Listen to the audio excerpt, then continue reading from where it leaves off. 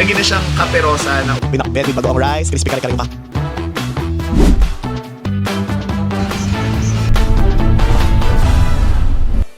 Mabuhay at magandang araw sa lahat ng nanonood dito sa Tara Na sa Quezon Travel Vlog ng Quezon Provincial Tourism Office. Siyempre, nagbabalik tayo. Medyo matagal-tagal tayo hindi nakapag-post, na busy lang. Pero andito na naman tayo. Siyempre, ang vlog na to ay ginawa natin upang sama-sama at unti-unti nating puntahan ang kasulok-sulukang mga puntahan, pasyalan at mga tourism destination dito sa aming lalawigan ng Quezon. At ngayong araw, samahan niyo akong explore ang Caperosa kina Amamang Juan dito sa bayan ng Sariaya. Yan. Pagpunta rito, no, 40 minutes galing sa Lucena ito at 3 hours, more or less 3 hours, no, pag galing Maynila. Actually, this is not my first time dito sa Caperosa. Isa to sa mga paborito kong puntahan kapag kailangan nating huminga. Ayan, nandiyan na si Kuya. Mabuhay, Hello, welcome mabuhay. to Caperosa. Ayan. Good luck sa iyong early namin. Okay, so mag-order na tayo. Anong oras kayo open? Open po kami ng 7 a.m. to 10 p.m. po. Ayan, so almost all day, no? So 7 a.m. to 10 a.m. bukas sila. Breakfast, snacks, lunch, snacks, dinner. At pwede rin mag-extend pa kasi hanggang 10 p.m. sila open dito sa Caperosa. Yan, usually pag maraming tao, medyo may waiting time. Anong tawag? Chami po. Crispy pork kare-kare po. Crispy pork kare-kare at Pinakbet with bagoong rice po. pinakbet with bagoong rice. Kaliro po. Parirutong, masarap siya. Actually, favorite ko din yan. Isa sa mga meriendahe ng mga taga Quezon. Gawa siya sa bigas na parirutong. Yes po. Tama. Ito po yung Giniling. chicken sotanghon po. At ito, ang ever favorite ko. May personal favorite sa Caperosa, yung chicken sotanghon nila. Sobrang sarap niya. Ito po.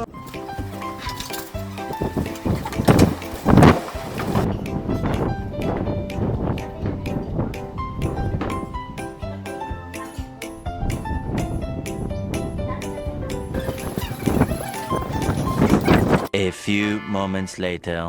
Yan, syempre medyo busog-busugin pa tayo, kakakain lang natin.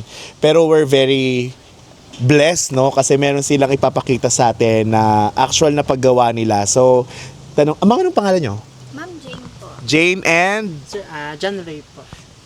Jane and John Rave, kapangalan ka ng staff namin. Ano yung gagawin natin? Unday, sir. Unday. Bakit unday ang tawag? Salita, ang kinuha po siya sa Polillo Island. Quezon po. Polillo Quezon po.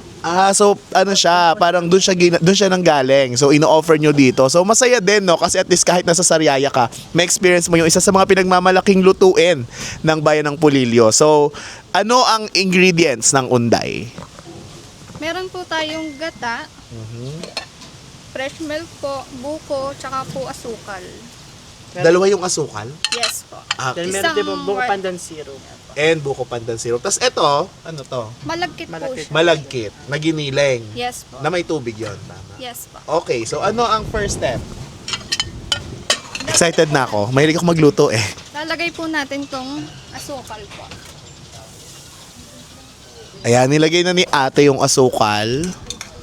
Dalawang klase ng asukal yon. So, asukal na color brown at asukal na kulay puti. Susunod po natin yung Ang next ay gata. haluin lang po siya hanggang sa matunaw po yung So, matagal siya gawin, di naman. medyo matagal. Medyo matagal. Oo. Tapos ilalagay po natin tong buko po. And then buko. Siyempre hindi nawawala ang buko, gata, basta lutuing Quezon. Kasi nga tayo naman talaga yung tinagwi ang Cocolandia of the Philippines. Still, nananatiling top coconut producing province sa buong Pilipinas. So pakukuluin muna natin siya. Hihintayin natin siyang tumibok-tibok. Habang inaantay po natin kumulo, bibilugin po natin yung malagkit. Bibilugin lang po siya ng ganito. Para po siyang palitaw na niluto lang po siya sa santan. Oo, kasi santan yun eh. No? So, ito ate yung tinatawag nating unday. Pero ito binibenta nyo or nasa menu nyo siya? Nasa menu po. Nasa menu nila. So, pwede nyo siyang kainin. Kami lang, swerte kami kasi nag-demo sila ngayon, no? Pero, yan, available every day, no? Sa kanilang menu, ang unday mula sa bayan ng Polillo.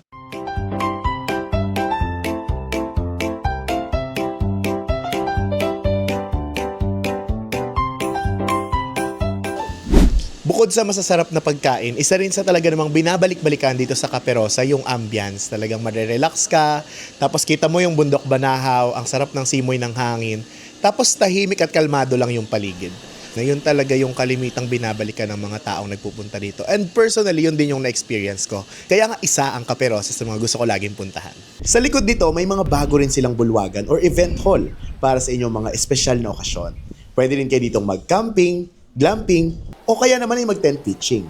And that's our tour for today. Pero syempre, bago tayo magtapos, may ilang quick travel tips tayo na i-share sa inyo once na mag-decide kayong pumunta dito sa Caperosa kila Amamang Juan. Una, i-check nyo agad yung weather kasi nga, merong microclimate na tinatawag sa nasasakupan ng bundok Banahaw.